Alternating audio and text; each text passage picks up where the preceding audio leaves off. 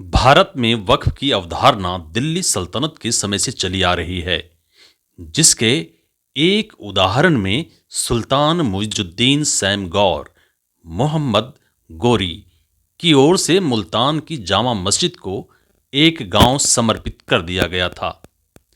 साल 1923 में अंग्रेजों के शासनकाल के दौरान मुसलमान वक्फ अधिनियम इसे विनियमित करने का पहला प्रयास था।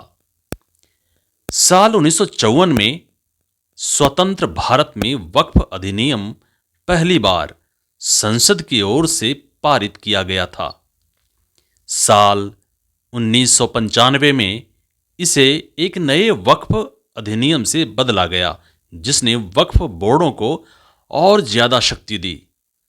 शक्ति में इस इजाफे के साथ अतिक्रमण और वक्फ संपत्तियों के अवैध पट्टे और बिक्री की शिकायतें भी बढ़ गईं। साल 2013 में अधिनियम में संशोधन किया गया, जिससे वक्फ बोर्डों को मुस्लिम दान के नाम पर संपत्तियों का दावा करने के लिए असीमित अधिकार प्रदान किए गए। संशोधनों ने वक्फ संपत्तियों की बिक्री को असंभव बना दिया। वक्फ इस्लामी कानून के तहत धार्मिक या धर्मार्थ उद्देश्यों के लिए विशेष रूप से समर्पित संपत्तियों को संभालने का काम करता है। एक बार वक्फ के रूप में नामित होने के बाद संपत्ति दान करने वाले व्यक्ति से अल्लाह को ट्रांसफर हो जाती है और यह अपरिवर्तनीय होती है। इन संपत्तियों का प्रबंधन वक्फ या सक्षम प्राधिकारी की ओर से नियुक्त मुतवल्ली द्वारा किया जाता है। रेलवे और रक्षा विभाग के बाद वक्फ बोर्ड कथित तौर पर भारत में तीसरा सबसे बड़ा भूमिधारक है। वक्फ बोर्ड भारत भर में 9.4 लाख एकड़ में फैली 8.7 लाख संपत्तियों को नियंत्रित करते हैं, जिनकी अनुमानित कीमत 1.2 लाख करोड़ रुपए है। उत्तर प्रदेश और बिहार में 2 शिया वक्फ बोर्ड सहित 32 वक्फ बोर्ड हैं। राज्य वक्फ बोर्ड का नियंत्रण लगभग 200 व्यक्तियों के हाथों में है। यह बिल मौजूदा वक्फ कानून में लगभग 40 बदलावों का प्रस्ताव रखता है।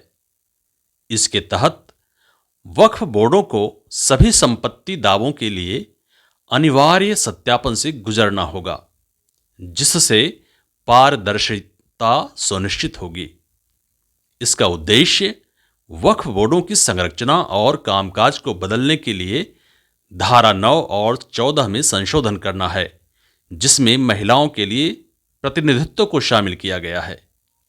इसके अलावा विवादों को निपटाने के लिए वक्फ बोर्डों द्वारा दावा की गई संपत्तियों का नया सत्यापन किया जाएगा और दुरुपयोग को रोकने के लिए जिला मजिस्ट्रेट वक्फ संपत्तियों की निगरानी में शामिल हो सकते हैं। वक्फ बिल पर ताजा अपडेट।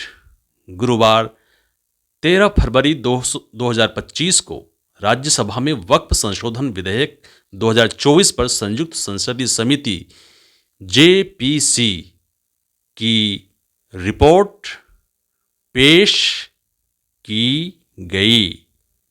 शुक्रिया।